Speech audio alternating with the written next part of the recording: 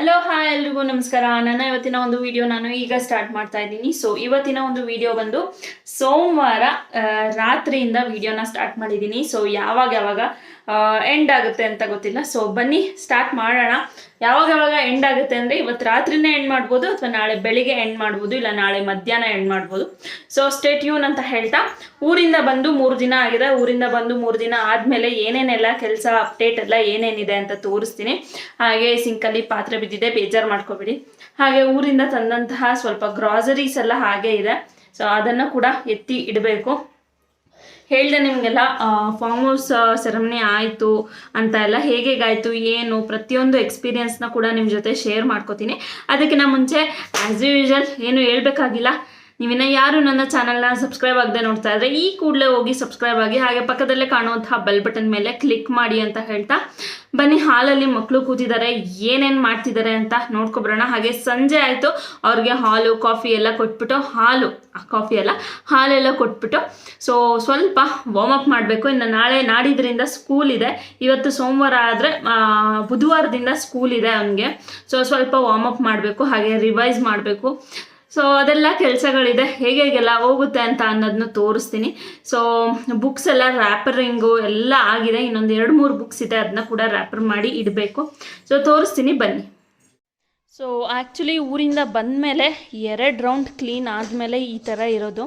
So ಏನು clean ಮಾಡಿದೆ ಹಾಗಾಗೆ ಹೋಗಿದ್ದಿದ್ದು. So ಹಾಗಾಗಿ ತುಂಬ ಧೂಳೆಲ್ಲ ಅಕ್ಯುಮುಲೇಟ್ ಆಗಿತ್ತು ಮೂಲೆಯಲ್ಲೂ. ಸೊ ಅದೆಲ್ಲ ಆಗಿ ಈ ರೇಂಜಲ್ಲಿದೆ. ಸೊ ತೋರಿಸ್ತಾ ಇದ್ದೀನಲ್ಲ, ಈ ರೇಂಜಲ್ಲಿದೆ ಮನೆ. ಕೂತಿದ್ದಾರೆ, ಟಿ ವಿ ನೋಡ್ತಾ ಇದ್ದಾರೆ. ಟೈಮ್ ಬಂದು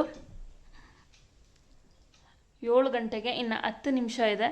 ಸೊ ಬನ್ನಿ, ಈ ರೂಮಿನ ಅವಸ್ಥೆನೂ ಕೂಡ ಸೊ ಈ ರೂಮ್ನ ಅವಸ್ಥೆ ಬಂದು ಹೀಗಿದೆ. ಇನ್ನೂ ಸ್ವಲ್ಪ ಎಲ್ಲ ಕ್ಲೀನ್ ಮಾಡಬೇಕು, ಡೀಪ್ ಕ್ಲೀನ್ ಮಾಡಬೇಕು ಈ ರೂಮು. ಸೊ ಸದ್ಯಕ್ಕಂತೂ ಆಗಲ್ಲ. ಲಗೇಜ್ ಬಂದು ಅದು ಡ್ರೈ ವಾಶ್ಗೆ ಕೊಡುವಂತಹ ಬಟ್ಟೆಗಳು, ಪೂಜೆಗೆಲ್ಲ ಹಾಕಿದ್ದಂಥದ್ದು ಅದು ಕೊಡಬೇಕು. ಅದಕ್ಕೆ ಆ ಬ್ಯಾಗಲ್ಲೇ ಇಟ್ಟಿದ್ದೀನಿ. ಇದು ಪೂಜೆ ವಸ್ತುಗಳು, ಅದು ಸ್ವಲ್ಪ ವಾಶ್ ಮಾಡಿ ಇಡಬೇಕು. ಹಾಗಾಗಿ ಅದು ಹಾಗೆ ಇನ್ನೆಲ್ಲ ಓಪನ್ ಮಾಡಿ ಇಟ್ಟಿದ್ದೀನಿ. ಸೊ ಇಲ್ಲೆಲ್ಲ ಕ್ಲಿಯರ್ ಆಗಿದೆ. ಸೊ ಇದೆಲ್ಲ ಕವರ್ಗಳು, ಬ್ಯಾಗ್ಗಳು, ಬಟ್ಟೆ ಗಿಟ್ಟೆ ಎಲ್ಲ ಶಾಪಿಂಗ್ ಮಾಡಿ ಇದ್ದಂತಹ ಕೆಲವು ಕವರ್ಗಳನ್ನ, ಬಟ್ಟೆ ಬ್ಯಾಗ್ಗಳು ಕೊಡ್ತಾರಲ್ಲ, ಸೊ ಅದನ್ನು ಒಂದು ಕಡೆ ಇಟ್ಟಿದ್ದೀನಿ. ಸೊ ಈ ರೂಮೆಲ್ಲ ಕ್ಲೀನ್ ಮಾಡಿ ಸಿಕ್ಕಂತಹ ಟ್ಯಾಬ್ಲೆಟ್ಸ್, ಕವರ್, ಕಸಗಳು ಇಷ್ಟಿದೆ. ಸೊ ಈ ರೂಮಲ್ಲಿ ಇಷ್ಟಾಗಿದೆ.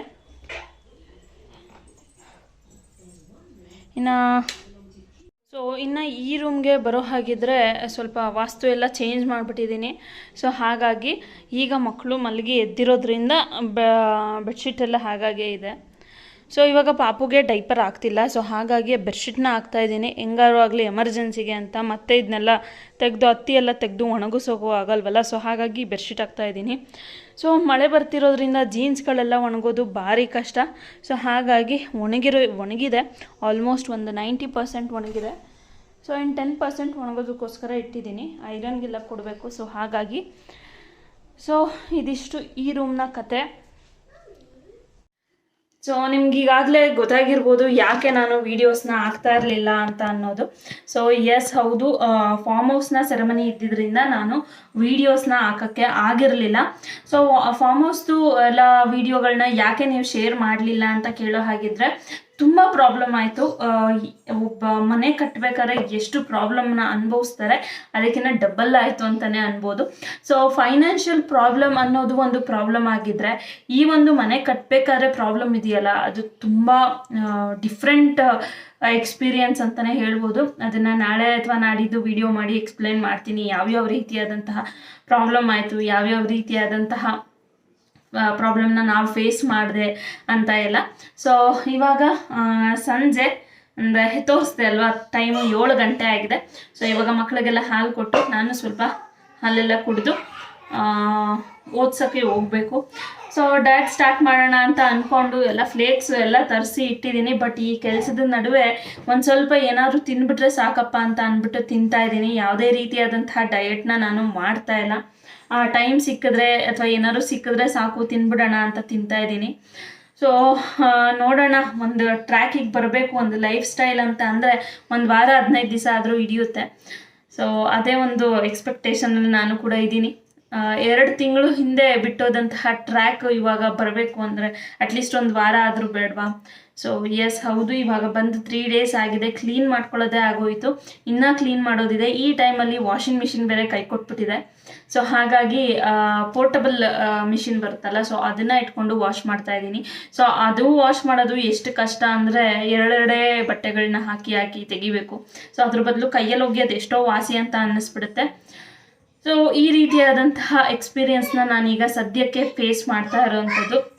ಹಾಗೆ ಮಕ್ಕಳುಗಳ ಗಲಾಟೆ, ಮನೆಯಲ್ಲಿ ಮಕ್ಕಳು ಇದ್ದಾರೆ ಅಂದರೆ ಗಲಾಟೆಗಳು ನಿಮಗೆ ಗೊತ್ತಿರುತ್ತೆ, ಯಾವ್ಯಾವ ರೀತಿಯಾದಂತಹ ಫೇಸಸ್ನ ತಾಯಂದಿರು ಅನುಭವಿಸಿರ್ತಾರೆ ಅಂತ. ಸೊ ಎಸ್ ಹೌದು, ಇವಾಗ ಬನ್ನಿ ಇನ್ನು ಮಾತು ಬೇಡ, ಮಕ್ಕಳಿಗೆಲ್ಲ ಹಾಲೆಲ್ಲ ಮಾಡಿ ಕೊಡೋಣ. ಮನಿ ಸೇವಿಂಗ್ಸ್ ಬಗ್ಗೆ ತುಂಬ ರಿಕ್ವೆಸ್ಟ್ ಎಲ್ಲ ಬರ್ತಿದೆ ಕಮೆಂಟಲ್ಲಿ. ಬೇರೆ ಬೇರೆ ರೀತಿಯಾದಂತಹ ಮನಿ ಸೇವಿಂಗ್ಸ್ನ ಹಾಕಿ, ಹಾಗೆ ಮನಿ ಸೇವಿಂಗ್ಸ್ ಟಿಪ್ಗಳನ್ನ ಡೈಲಿ ಒಂದೊಂದು ಹಾಕಿ ಅಂತ. ಸೊ ಖಂಡಿತವಾಗ್ಲೂ ಇನ್ನು ಮುಂದೆ ಬರುವಂತಹ ವಿಡಿಯೋಗಳಲ್ಲಿ ಒಂದು ಡೈಲಿ ವ್ಲಾಗ್ ಇರುತ್ತೆ, ಹಾಗೆ ಮನಿ ಸೇವಿಂಗ್ ಟಿಪ್ಸ್ ಕೂಡ ಇರುತ್ತೆ. ಸೊ ಸ್ಟೇಟ್ ಯೂನ್ ಅಂತ ಹೇಳ್ತಾ, ನೀವೆಲ್ಲ ಬೇಸಿಗೆ ರಜನ ಹೇಗೆಲ್ಲ ಕಳೆದ್ರಿ, ನಮ್ಮ ಒಂದು ಚೈಲ್ಡ್ಹುಡ್ ಮೆಮೊರೀಸ್ ಅಂದರೆ 90s ಕಿಡ್ಸ್ ಏನಿದ್ವಿ ನಾವು, ಎಷ್ಟು ತುಂಬ ಎಂಜಾಯ್ ಮಾಡಿದ್ದೀವಿ. ಸೊ ಅದೇ ಇವಾಗ ಟೈಮಲ್ಲಿ ಎಂಜಾಯ್ ಮಾಡೋಕ್ಕೆ ಆಗೋದಿಲ್ಲ ಅಂತಲೇ ಹೇಳ್ಬೋದು. ಯಾಕೆ ಅಂತಂದರೆ ಸಮ್ಮರ್ ಕ್ಯಾಂಪ್ಸು ಅದೆಲ್ಲ ಇರುತ್ತೆ. ಸೊ ಇವಾಗ ಅದೆಲ್ಲ ಬಂದಿರೋದು. ಫಸ್ಟೆಲ್ಲ ಸಮ್ಮರ್ ಕ್ಯಾಂಪ್ಸ್, ನಮ್ಮ ಕಾಲದಲ್ಲೆಲ್ಲ ಸಮ್ಮರ್ ಕ್ಯಾಂಪ್ಸ್ ಆ ಥರ ಎಲ್ಲ ಇರ್ತಿರಲಿಲ್ಲ. ಸೊ 15 ದಿನ ರಿಲೇಟಿವ್ಸ್ ಮನೆಗೆಲ್ಲ ಹೋಗಿ ಬಂದು, ಅವ್ರು ನಮ್ಮ ಮನೆಗೆ ಬಂದು ಅಥವಾ ನಾವು ಅವ್ರ ಮನೆಗೆ ಹೋಗಿ ಈ ರೀತಿಯಾಗಿ ಇರ್ತಿತ್ತು. ಬಟ್ ಇವಾಗಿನ ಸಮ್ಮರ್ ಕ್ಯಾಂಪ್ ಅಂದರೆ ಸ್ಟಾರ್ಟಿಂಗ್ ಸ್ಕೂಲ್ ಮುಗಿದು ನೆಕ್ಸ್ಟ್ ಡೇನೇ ಅಡ್ಮಿಷನ್ ಮಾಡಿಸ್ಬಿಟ್ಟು ಬರ್ತಾ ಇರ್ತೀವಿ. ಸೊ ನಾನು ಕೂಡ ಈ ಸರಿ ಬೇರೆಯವ್ರು ಹೇಳೋದಲ್ಲ, ನಾನು ಕೂಡ ಮಾಡ್ತೀನಿ.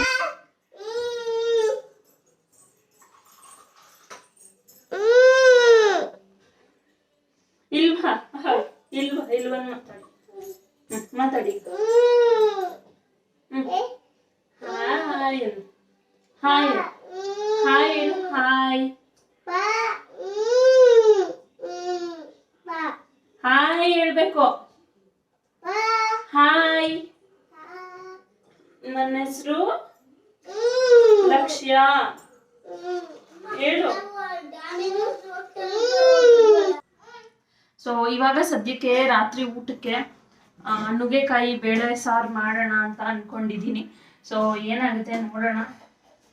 ಸೊ ನುಗ್ಗೆಕಾಯಿ ನಮ್ಮರುತ್ತೆ, ಇಷ್ಟೇ ಎರಡೆರಡು ಇಟ್ಟಿದ್ದು. ಸೊ ಎರಡೆರಡು ಕಿತ್ತೆ. ಸೊ ನೋಡೋಣ ನಾಳೆಗೆ ಏನಾಗುತ್ತೆ ಅಂತ. ಸೊ ಕಾಯಿ ಗೃಹ ಪ್ರವೇಶದಲ್ಲೆಲ್ಲ ಉಳಿದಿರೋದೆಲ್ಲ ಇತ್ತಲ್ಲ, ಸೊ ಅದನ್ನೇ ತಂದು ಫ್ರಿಜ್ಜಿಗೆ ಇಟ್ಟಿದ್ದೆ. ಸೊ ಅದೇ ಇದೆ. ಸೊ ಇದಕ್ಕೆ ಎಂಡ್ ಆಗುತ್ತೆ, ಮುಗಿಯುತ್ತೆ.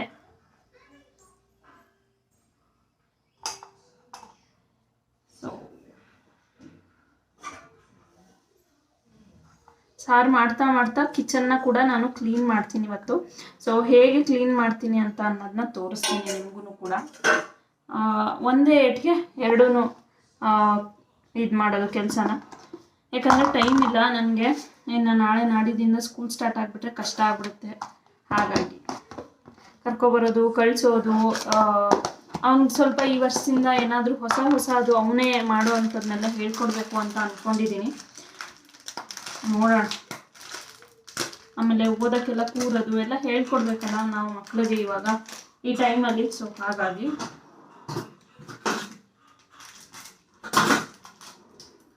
ಹಾಗೆ ನನಗೆ ಹಾಲು ಬರುತ್ತಲ್ಲ, ಹಾಲು ಕುಡಿಬೇಕಾದ್ರೆ ಜಾಸ್ತಿ ಬೂಸ್ಟ್ ಹಾಗೆ ಜಾಸ್ತಿ ಸಕ್ಕರೆ ಇರಬೇಕು. ಅವಾಗಾದರೆ ನನಗೆ ಹಾಲು ಕುಡಿಬೇಕನ್ಸುತ್ತೆ. ಇಲ್ಲಾಂದರೆ ನಾನು ನಿಜವಾಗ್ಲೂ ಹಾಲು ಕುಡಿಬೇಕು ಅಂತ ಅನ್ಸೋದೇ ಇಲ್ಲ. ನಿಮಗೂ ಕೂಡ ಹೀಗೆ ಆಗುತ್ತೆ, ಜಾಸ್ತಿ ಬೂಸ್ಟ್ ಹಾಕೊಂಡು ಕುಡಿಯೋ ಥರ. ಸೊ ಆ ಥರ ಏನಾದ್ರು ಅನಿಸಿದ್ರೆ ಒಂದು ಕಮೆಂಟ್ ಮಾಡಿ. ಇವತ್ತು ಈಗ ನಾನು ವಾಯ್ಸ್ ಓವರ್ ಕೊಡ್ತಾ ಇದ್ದೀನಿ, ಅಂದರೆ ಮಂಗಳವಾರ ಮಧ್ಯಾಹ್ನ. ಬೆಳಿಗ್ಗೆನೂ ಕೂಡ ಸ್ವಲ್ಪ ವ್ಲಾಗ್ನ ನಾನು ಕಂಟಿನ್ಯೂ ಮಾಡೋಣ ಅಂತ ಅಂದ್ಕೊಂಡೆ, ಬಟ್ ಆಗಲಿಲ್ಲ. ಇನ್ನೇನು ನಾಳೆಯಿಂದ ಸ್ಕೂಲ್ ಬೇರೆ ಸ್ಟಾರ್ಟ್ ಅಲ್ಲ ಇವನಿಗೆ.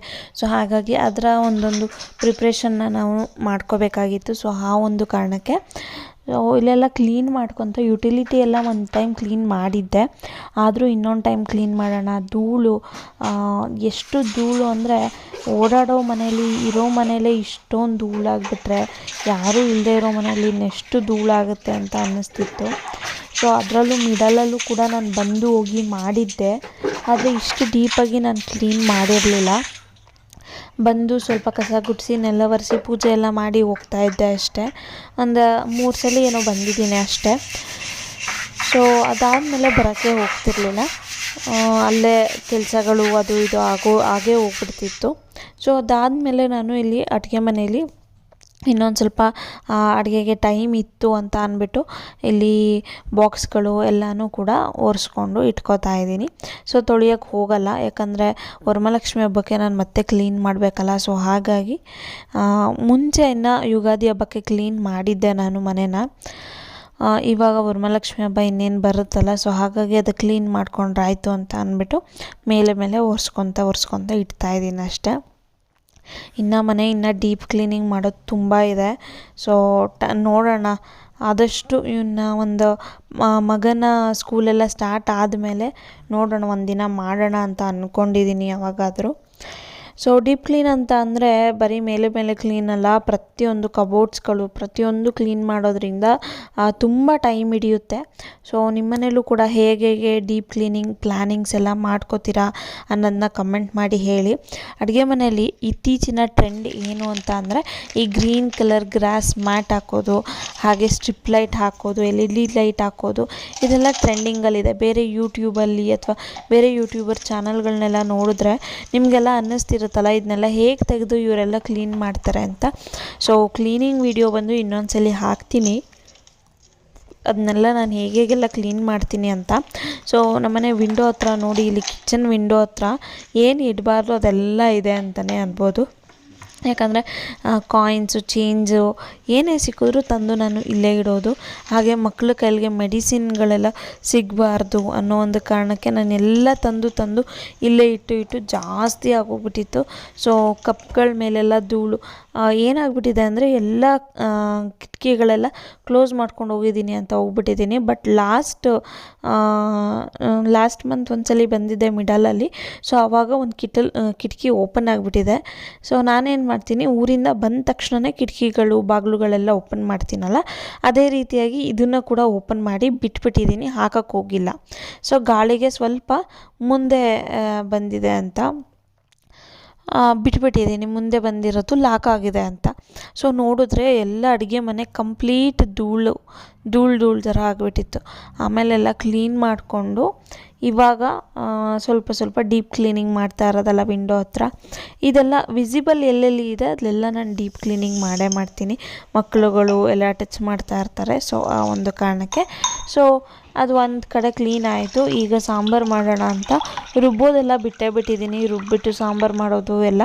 ಇವಾಗ ಜಸ್ಟ್ ದಾಲ್ನ ಬೇಯಿಸಿ ತರಕಾರಿ ಹಾಕಿ ಒಗ್ಗರಣೆ ಕೊಡೋದು ಅಷ್ಟೇ ನಾನು ಇವಾಗ ಮಾಡ್ತಾ ಇರೋದು. ಇಲ್ಲಿ ಹೇಳಿದ್ನಲ್ಲ ಬೇಳೆ ನುಗ್ಗೆಕಾಯಿ ಸಾರು ಅಂತ, ಸೊ ಅದನ್ನು ಮಾಡ್ತಾಯಿದ್ದೀನಿ ನಾನೀಗ. ಸೊ ಅದಕ್ಕೆ ಜಸ್ಟ್ ಬೇಳೆ ಹಾಗೆ ಬೆಳ್ಳುಳ್ಳಿ ಟೊಮ್ಯಾಟೊ ಈರುಳ್ಳಿ ಎಷ್ಟು ಹಾಕಿ ಕೂಗಿಸ್ಕೊತೀನಿ. ಸೊ ಕೂಗಿಸ್ಕೊಂಡಾದಮೇಲೆ ಇನ್ನೊಂದು ಬೌಲ್ಗೆ ತಗೊಂಡು ನುಗ್ಗೆಕಾಯಿ ಮತ್ತು ಆಲೂಗೆಡ್ಡೆನ ಸ್ವಲ್ಪ ಡೀಪ್ ಫ್ರೈ ಮಾಡ್ಕೊತೀನಿ. ಅದಾದಮೇಲೆ ಇದೇನು ಬೇಯಿಸ್ಕೊಂಡಿದ್ನಲ್ಲ ಅದು ಹಾಕ್ಕೊಂಡು ವೆಜಿಟೇಬಲ್ ಸಾಂಬಾರು ಪೌಡರ್ ಬರುತ್ತೆ, ಸೊ ಅದನ್ನು ಹಾಕ್ತೀನಿ ಅಷ್ಟೇ. ಸಿಂಪಲ್ ಇದು ಸಾಂಬಾರು, ಬೇಗನೂ ಆಗೋಗ್ಬಿಡುತ್ತೆ ಕ್ವಿಕ್ಕಾಗಿ. ಹಾಗೆ ಇದಕ್ಕೇನಂದರೆ ಕಾಯಿ ಹಾಕಲ್ಲ ನಾನು. ಸೊ ಬೇಳೆ ಹಾಕಿರ್ತೀನಲ್ಲ, ಸಾಂಬಾರು ಏನಾದ್ರು ಜಾಸ್ತಿ ಬೇಕಂದರೆ ನಾನು ಕಾಯಿ ಹಾಕೊತೀನಿ. ಇಲ್ಲ ಮನೆಗೆ ಅಂತ ಅಂದರೆ ಬರೀ ಬೇಳೆ ಮತ್ತು ತರಕಾರಿ ಹಾಕಿ ಸಾರು ಮಾಡ್ಕೊತೀನಿ. ಇದಿಷ್ಟೇ ಇವತ್ತಿನ ಸಾಂಬಾರು. ಸೊ ಇದೆಲ್ಲ ಆದಮೇಲೆ ಸಾಂಬಾರು, ಅನ್ನ, ಮುದ್ದೆ ಇಷ್ಟು ಮಾಡಿದೆ. ಸೊ ನೋಡಿ ಇಷ್ಟೇ, ಇದಕ್ಕಿನ್ನೇನು ಇಲ್ಲ. ಉಪ್ಪು ಬೇಕಾದವರು ಉಪ್ಪು ಹಾಕ್ಕೊಳ್ಳಿ, ನಾನು ಎಕ್ಸ್ಟ್ರಾ ಆಗುತ್ತೆ ಉಪ್ಪು ಅಂತ ನಾನು ಹಾಕಿಲ್ಲ. ಆಮೇಲೆ ಎಷ್ಟು ನೀರು ಬೇಕೋ ಅಷ್ಟು ನೀರು ಹಾಕಿದ್ದೀನಿ. ಸೊ ಮಗಳು ಇವಾಗ ಮಾತಾಡೋಕ್ಕೆ ಜಾಸ್ತಿ ಟ್ರೈ ಮಾಡ್ತಿದ್ದಾಳಲ್ಲ, ಸೊ ಹಾಗಾಗಿ ಅವಳೇ ಬಂದು ವ್ಲಾಗ್ ಎಲ್ಲ ಮಾಡೋಕ್ಕೆ ನಿಂತ್ಕೊತಿದ್ದಾಳೆ. ಸೊ ಇಲ್ಲಿ ಒಂದು ಕಡೆ ಬೇಳೆ ಎಲ್ಲ ಬೇಯಕ್ಕಿಟ್ಟಿದ್ದೀನಿ. ಸೊ ಈ ಕಡೆ ತರಕಾರಿಗಳನ್ನ ಫ್ರೈ ಮಾಡ್ಕೊಳ್ಬೇಕು. ಸೊ ಬೇಳೆ ಎಲ್ಲ ಬೆಂದಾದಮೇಲೆ ಮಾಡ್ಕೊಳ್ಳೋಣ ಅಂತ ಇಲ್ಲಿ ಸ್ವಲ್ಪ ಪಾತ್ರೆಗಳಿದ್ವು, ಪಾತ್ರೆಗಳನ್ನ ಇವಾಗ ಕ್ಲಿಯರ್ ಮಾಡ್ಕೊಂಬಿಡೋಣ. ಸೊ ಹಾಗೆ ಇಟ್ಬಿಟ್ರೆ ಹಂಗೆ ಇಟ್ಕೊಂಬಿಡ್ತೀನಿ, ಇವಾಗ ಯಾಕೆ ಅಂತ. ಸೊ ಬೇಯಿತು, ಪಾತ್ರೆನೂ ಕೂಡ ಖಾಲಿ ಆಯಿತು ತೊಳೆದು.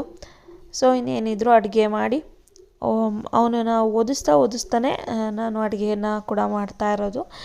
ಒಟ್ಟಿಗೆ ಮೂರು ಕೆಲಸ ಮಾಡ್ತಿದ್ದೀನಿ, ಅಡುಗೆ ಹಾಗೆ ಕಿಚನ್ ಕ್ಲೀನಿಂಗ್ ಹಾಗೆ ಅವನ್ನ ಕೂಡ ಓದಿಸ್ತಾ ಇದ್ದೀನಿ. ಸೊ ಫೈನಲಿ ಸಾಂಬಾರು ಆಯಿತು, ಅನ್ನನೂ ಕೂಡ ಆಯಿತು, ಮುದ್ದೆನೂ ಕೂಡ ಆಯಿತು. ಇನ್ನೇನಿದ್ರು ಕೌಂಟರ್ ಟಾಪ್ನ ಸ್ವಲ್ಪ ಕ್ಲೀನ್ ಮಾಡಿ ಹೋಗೋದು ಅಷ್ಟೆ.